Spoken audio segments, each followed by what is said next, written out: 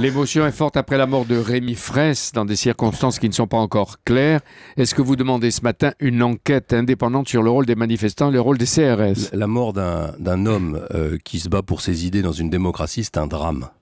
Et c'est un drame qui ne peut en aucun cas être accepté. Et naturellement, il doit y avoir une enquête. Je n'ai pas de doute que cette enquête aura lieu et qu'elle déterminera les responsabilités. Mais je voudrais dire aussi, et je pense à lui, je pense à sa famille d'abord, mais je voudrais dire aussi que ceux qui font de la violence politique une arme désormais systématique contre tous les projets d'infrastructure ont aussi leur part de responsabilité dans cette mort.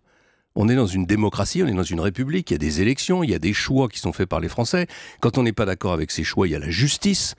Ce qui se passe à Nantes, ce qui se passe sur l'aéroport de Notre-Dame-des-Landes, comme ce qui se passe sur ce barrage de Sivins, ce sont des comportements qui sont inacceptables. Qu'est-ce qu'on dirait si c'était l'extrême droite qui se conduisait comme ça? Et là, vous mettez en cause aussi des Verts qui manifestent? Je mets en cause en particulier les Verts qui...